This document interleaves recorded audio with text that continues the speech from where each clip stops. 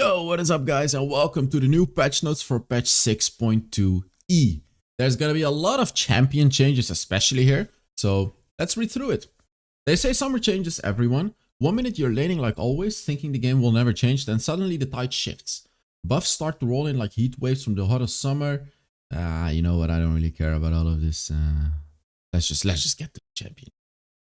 By the way guys, we have a free ebook on how to lose fat and gain muscle. I'll put a link to it in the description. You simply just sign up to it and you're gonna get the ebook for free.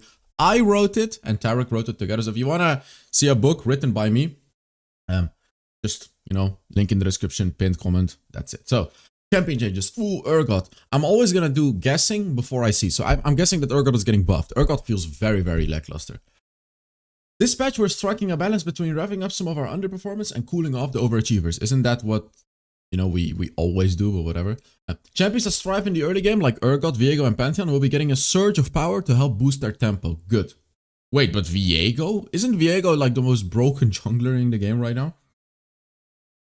Well, those who have performed a little too well, like Rammus, Ashe is performing too well, and Karma were putting on ice and telling them it's time to chill out. These changes should clear some of the fog on the rift and cause a fair fight across all roles. I don't really like that they already tell us who's getting buffed and nerfed, because now it's not a surprise anymore. I prefer the surprise factor. When I see the champion, I'm like, ooh, is he gonna get buffed? Is he gonna get nerfed? I don't know. Maybe that's some good feedback today. I feel like a lot of people think the same way. They kind of want to get surprised, because now we already know Urgot is getting buffed, right? Purge. This is his second ability. And I want you guys to understand, any small nerf to this ability matters a lot. Because remember, he shoots his second ability like what? Like three or four times per second. So any buff here matters a lot. And the buff is in the late game scaling from 35% to 42.5% attack damage. This is quite a big buff. Oh, oops. Especially when we have longer fights, you're gonna feel this buff a lot. Like those longer fights he will do, he's gonna do significantly more damage, especially against squishy champions. You're gonna feel it the most. So yeah, we're not gonna guess this video, unfortunately, but Viego is getting buffed. Also, you may hear some sound in the background. That's because I'm building my house with my uncle right now. I just quickly changed clothes to make this video because I saw the tweet that the patch notes are out. So, just FYI, in my opinion, Viego is already incredibly powerful. And I even think Viego may need like a small nerf, but that's just me. His base damage goes from 58 to 62. So he's even stronger early game. He's gonna have an even faster jungle clear. Harrowed Path, that's his third ability. He gets 10% extra movement speed, which allows him to catch up to you a lot easier. These are pretty major buffs. Oh wow. Viego is just gonna become broken because he's already so good. Every time he gets picked, he's so good. And the thing is, Viego players are often really good at playing Viego. Like, this is that type. It's like Katarina, right? You can't really make Katarina balanced. She always has to be like a little weaker than average because she's such a high skill ceiling champion that if you get super good at her, even if she's weak, you'll be able to carry. Viego is not quite as difficult as Katarina. Not even remotely close to it, but he's still a difficult champion in a sense where you constantly have to pick up other souls and be able to make a work of it, right? But the people that can do it, they are dominating the games. And now they're gonna dominate even harder. Xin Zhao, getting buffed. 6 extra base armor. This makes him so much stronger in those early 1v1s in the jungle. I want you guys to understand, buffs like these and like these are generally there to help them with early fights. So like early fights with Xin Zhao, he's still gonna struggle against magic damage champions, but against physical damage champions, even Lee Sin or something, 6 extra armor from 40 to 60, from 40 to 46. You should see percentage-wise how much it matters. It's like probably like 3 or 4% less damage, which is a lot. Like, this is a lot. Yeah, this is so much, because a serrated dirk, how much does it give you? Like 5 armor penetration? So essentially, he just negates a full serrated dirk for free. I think it's like 5, but whatever it is, you understand that this is a lot of extra armor. Wind becomes lightning. That's his, what is this? That's his second ability, where he challenges enemies. the cooldown goes down by 1 second. Oh boy, and this is a lot because his first ability reduces the cooldown by another second every single time he uses it, right? So it's, yeah. I think Xin Zhao is not quite gonna be broken, but extremely powerful. And again, you are gonna hear some background noise, but actually the mic is not picking it up. Dude, this mic is amazing. Okay. Pantheon. Pantheon does in fact need a buff. Like, he's so weak. Every time I pick Pantheon, he felt so weak. Can you still not hear that noise? But I actually want to test it. Like, do you guys hear this? It's so loud. But to me, it's showing that the mic is not picking it up. Dude, this mic was worth the money, I'm telling you guys. If you can't hear it. Okay. Base armor from 46 to 52. 6 extra base armor. My god, is it not picking this up? I think when I'm talking, you'll be able to hear it. But if I'm not talking, it's not. So yeah, magic resist from 38 to 40. Okay. Aegis assault, which is the third ability. Oh yes, this is the buff. I can assure you that this is the buff all Pantheon mains have been waiting for.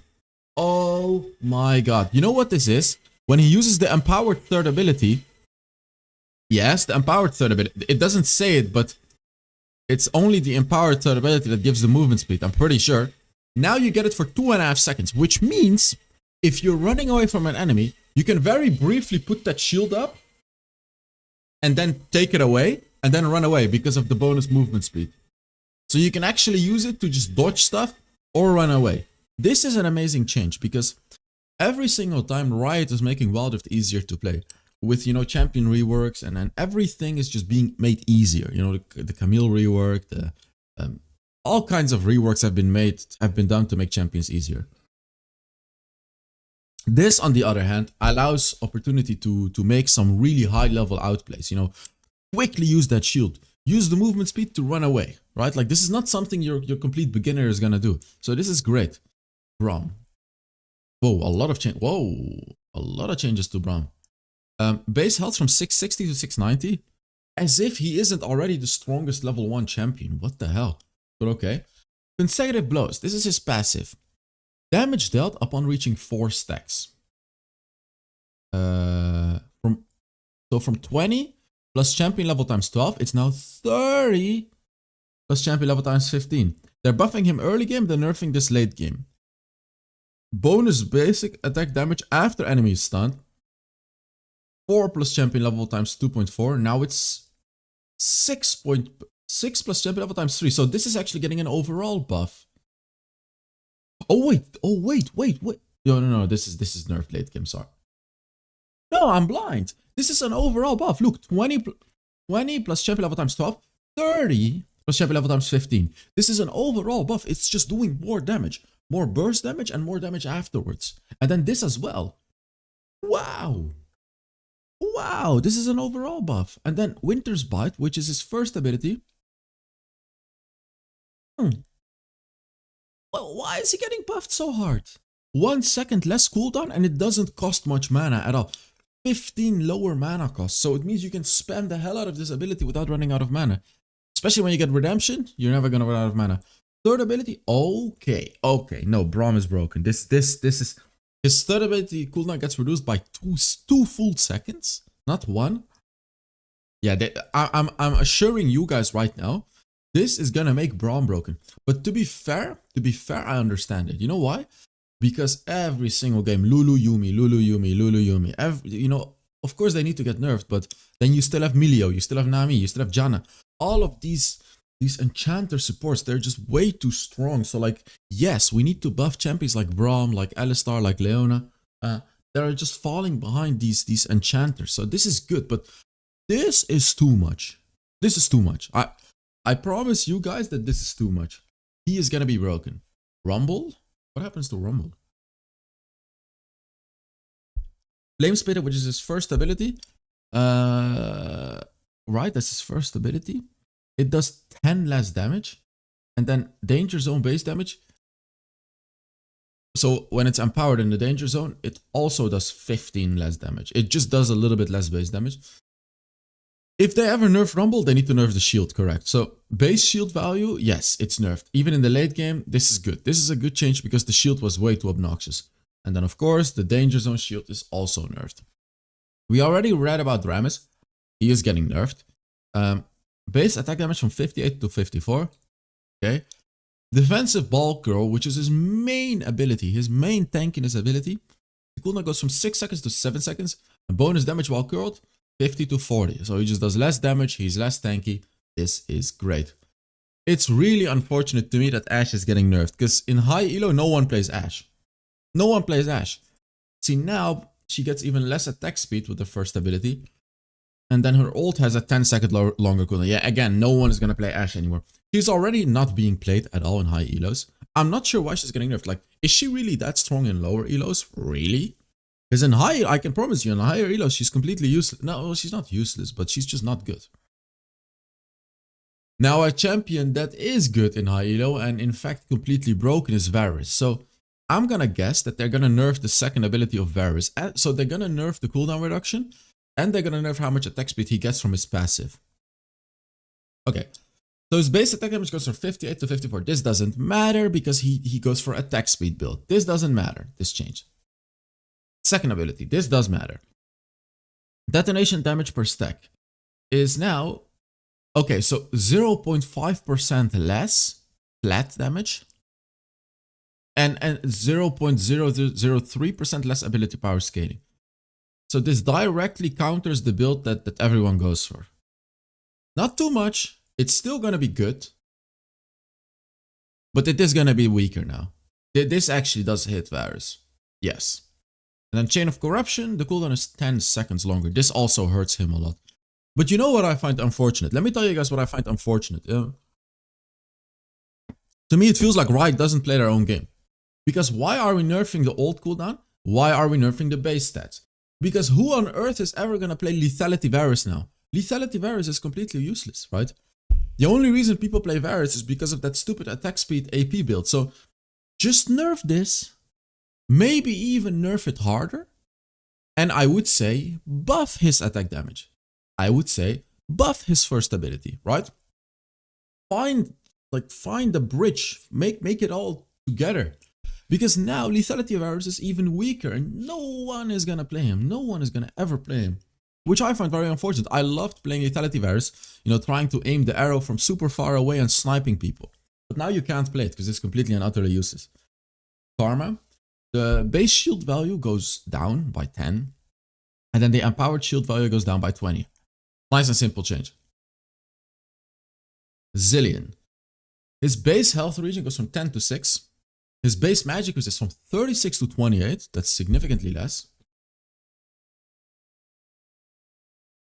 Time Bomb, which is his first ability, has a much longer cooldown early game.